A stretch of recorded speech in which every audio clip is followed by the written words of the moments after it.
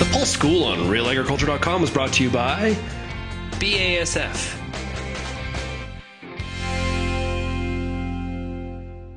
I'm Amber Bell, and this is Real Agriculture. For today's episode of Pulse School, I'm here with Jack Payne, who is an Agronomy Solutions Manager with South Country Co-op.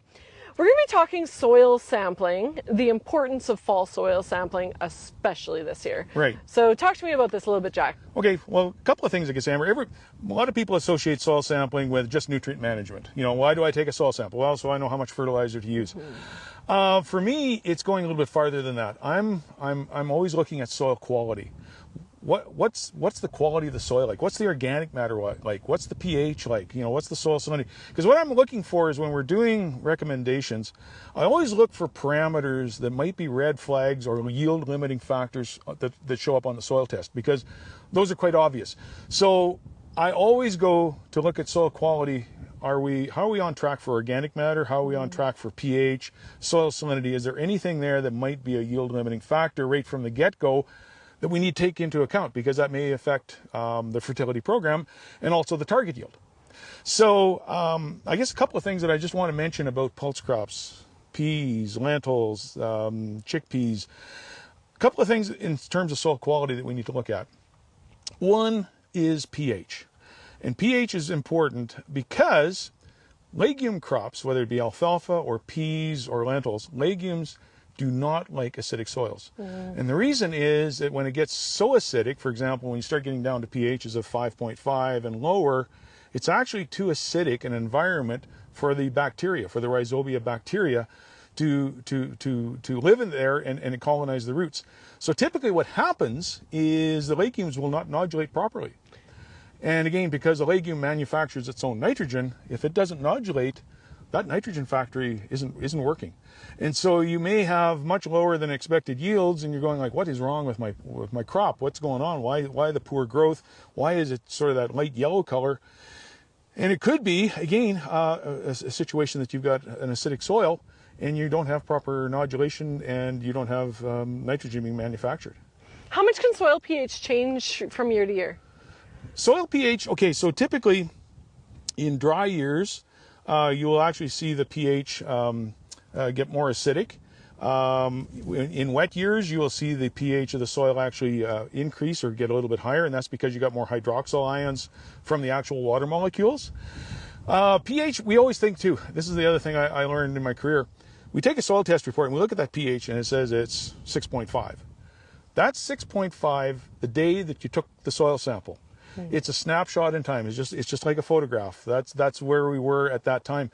pH will change through the growing season. So we have to remember that. And so pH can change in some situations by half a point. So in other words, you can go from 6.5 to 6.8 or 6.5 to 7, that sort of thing. But it's more the variability within the field that I look at, Amber. And that is because I've done a fair bit of sampling looking at issues with acidic soils.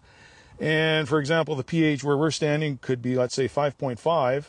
Over where the camera is, it could be 6.5. So you can have a great deal of change within a short bit of distance or a bit of geography. So understanding pH too, again, maybe you need to refer to some satellite imagery. Maybe you need to look at whatever imagery to see if you've got areas in the field that aren't producing. I always go, so what's wrong with that area? Why is it not producing? And so a soil test is sort of one place to start.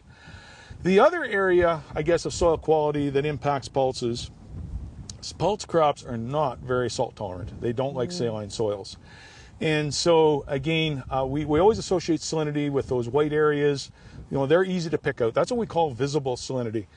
But in my career working in soils, we've got hundreds of thousands of acres of what we call invisible salinity. Soils that don't have the white saline patches, and those are typically soils that would have an EC of 4 to 5 to 6. They're not going to show you that nice white crusting that you typically see in the severe areas.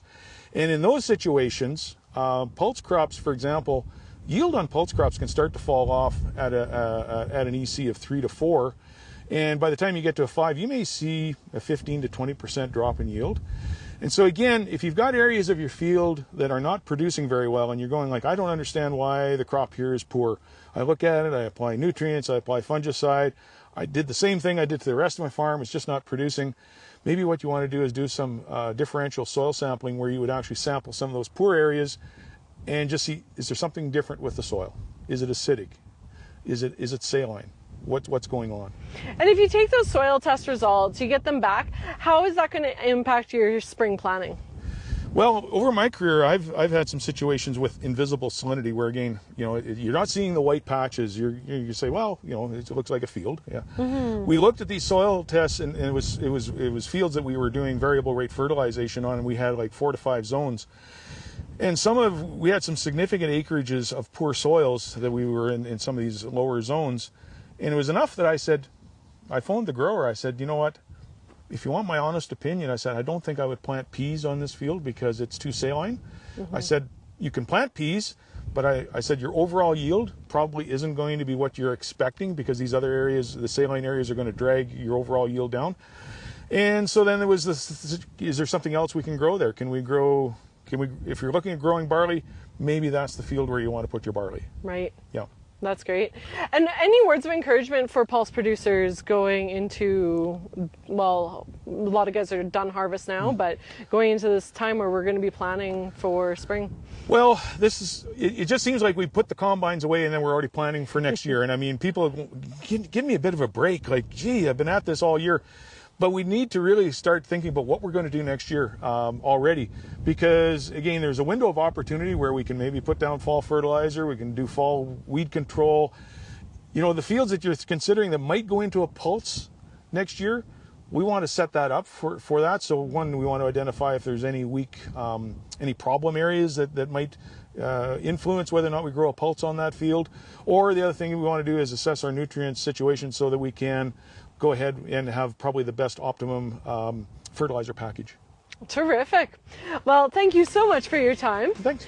And that was Jack Payne on Real Agriculture.